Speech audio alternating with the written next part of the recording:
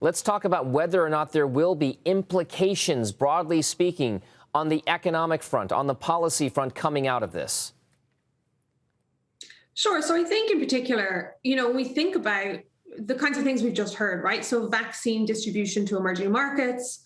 I think broader discussions around climate are also going to be central to this G7 summit. And in particular, again, it comes down to things like supporting decarbonization in emerging markets. And I think that's the interesting dynamic that's coming through, which is around this is a meeting of developed market leaders, but a lot of the chat that they're going to have is actually going to be around how do we support emerging markets to decarbonize, to get past the COVID kind of crisis. And to me, that's quite important from an economic perspective, because we're seeing this clear divergence between many developed markets and many emerging markets in terms of the speed of COVID recovery and the long-term growth potential when it comes to things like climate. So these actually do have potential implications. However, we always have to kind of hold our expectations, because these summits often create these big announcements, but the follow through at the national level, that's what we've got to see. We've got to see it come through in domestic legislation and actual financial support. So we've already seen a good amount of outperformance in certain key emerging markets around the world. And it was a catch-up trade. There's no doubt.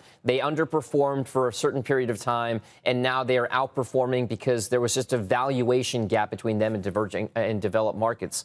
If you look at those policies, if we separate them into perhaps the COVID side of things on the economic recovery and then the decarbonization and climate side of things, which one do you think is going to have the most implication for investors in the coming months? I'm speaking just because it seems to me much of the COVID dynamic has already been priced into the markets. Is the climate aspect now something that investors should turn their eyes and focus on?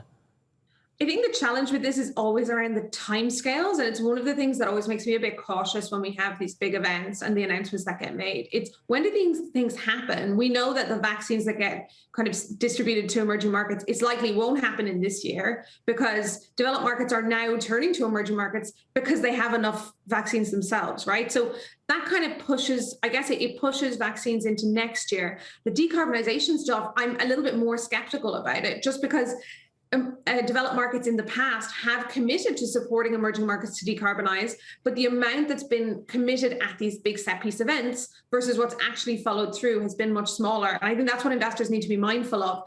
You have to read the tea leaves between what's been announced and what's realistically going to happen. Our report from Cornwall on the G7 talked about some of the dynamics at play, the complicated relationships involved. Germany in particular, Steve Sedgwick mentioned, gets a lot of its fuel and energy from Russia, but gets a lot of its defense mechanisms from NATO and Western allies.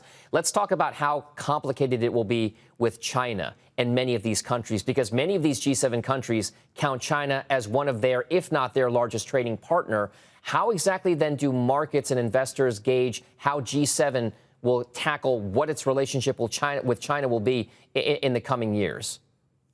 So I think they'll be pretty cautious in terms of any kind of major coordinated comment on China. We've already seen allies come together on the issue of human rights in China. I think that's going to be an ongoing theme. But I think for me, actually, the really interesting question is, as we see US-China relations continue to deteriorate, which they do, even under President Biden, it doesn't feel as urgent to markets, but it's happening and it will continue to happen. As that's happening, I think allies will increasingly be forced to pick a side on key issues. And the question is, can you tread that tightrope of economic reliance on China in many ways, and for Europe, also reliance in terms of green R&D and green technologies for their long-term green infrastructure plans? So those are kind of complicated. How do you match that with aligning with the US in terms of its political concerns and its concerns around transparency and human rights?